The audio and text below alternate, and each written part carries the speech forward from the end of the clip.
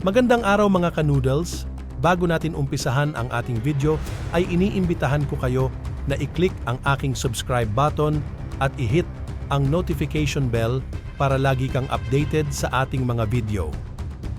Dalawang barkong pandigma ng China, sinundan ang ikalawang kombinadong pagsasanay sa karagatan ng hukbong pandagat ng Pilipinas at hukbong pandagat ng Estados Unidos sa West Philippine Sea. Dalawang barkong pandigma ng China ang nagmonitor sa ikalawang kombinadong pagsasanay sa karagatan na isinagawa ng Philippine Navy at hukbong pandagat ng Estados Unidos sa West Philippine Sea, na nagdulot ng tensyon sa rehiyon. Ang insidente ay naganap habang ang mga barkong Pilipino at Amerikano ay naglalayag sa estratehikong mga tubig noong Miyerkules. Binigyang diin ni Lieutenant Commander Christopher Calvo, ang acting commanding officer ng BRP Ramon Alcaraz, PS-16, ang pagsunod sa isang set ng mga alituntunin sa pakikidigma, na inilarawan niya bilang kanilang gabay sa paghandle ng anumang makakasagabal o mapanganib na kilos mula sa anumang dayuhang entidad. Gayunpaman, ayon sa ulat, naglabas ng mga hamon sa radyo ang Alcaraz sa mga barkong Chino ng 5 beses, ngunit walang nakuha na tugon. Sinundan ng dalawang barkong pandigma ng China, na kinilalang Guided Missile Destroyer He-174 at Frigate Huangshan 570, ang mga barkong Pilipino BRP Ramon Alcaraz, PS-16, BRP Gregorio del Pilar, PS-15, at BRP Davao del Sur, LD-602, habang naglayag sila ng magkasama sa buong araw.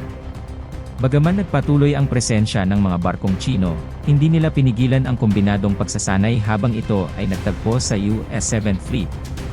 Ang kombinadong pagsasanay sa karagatan, isang sama-samang pagsisikap sa pagitan ng Pilipinas at ng US, ay naglalayong magpakita ng walang hadlang na integrasyon ng kakayahan, habang sinusubok ang mga pamamaraan sa pakikidigma upang tugunan ang mga nagbabagong banta at hamon. Nagdeploy ang hukbong pandagat ng Pilipinas ng 4 na barko, habang nag-ambag naman ang US Indo-Pacific Command ng isang aircraft carrier, isang guided missile cruiser, at 2 destroyers para sa pagsasanay. Pinuri ni General Romeo Browner, punong tanggapan ng Armed Forces of the Philippines, AFP, ang pagsasagawa ng ganitong kombinadong aktibidad militar bilang mahalagang hakbang sa ugnayan ng Maynila sa US at sa kakayahan nitong makipagtulungan sa kasamaang militar ng Amerika. Binigyang diin niya na ang ganitong mga operasyon ay nagpapakita ng lakas ng kanilang ugnayan sa pagsusulong ng isang pandaigdigang kaayusan na batay sa mga patakaran at isang malayang at bukas na rehiyon sa Indo-Pacific sa harap ng mga pampulitikang hamon. Pinunto ni Pangulong Ferdinand Bongbong Marcos Jr. ang sama-samang kalikasan ng mga pagsasanay na ito sa pagitan ng mga armadong puwersa ng Pilipinas at ng United States Indo-Pacific Command. Kanyang ipinahayag ang tiwala na ang mga ganitong pakikipagtulungan ay mag-aambag sa pagpapabuti ng interoperabilidad ng kanilang mga puwersang militar at sa paglikha ng mas ligtas na kapaligiran para sa kanilang mga mamamayan. Gayunpaman, lumala pa ang tensyon habang tumugon ang Beijing sa mga kombinadong pagsasanay. Itinataguyod na hindi nito pababayaang baliwalain ang paulit-ulit na provokasyon at panggigipit ng Pilipinas. Sinabi ng China na hindi kanais-nais ang mga aksyon na ito, na sinusuportahan ng US, at inakusahan ang mga ito na nagdudulot ng pagkawala ng kapayapaan at katiwasayan sa rehiyon.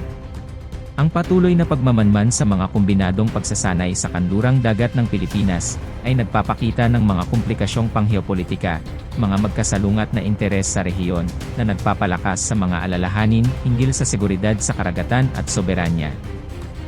Maraming salamat sa inyong panunood.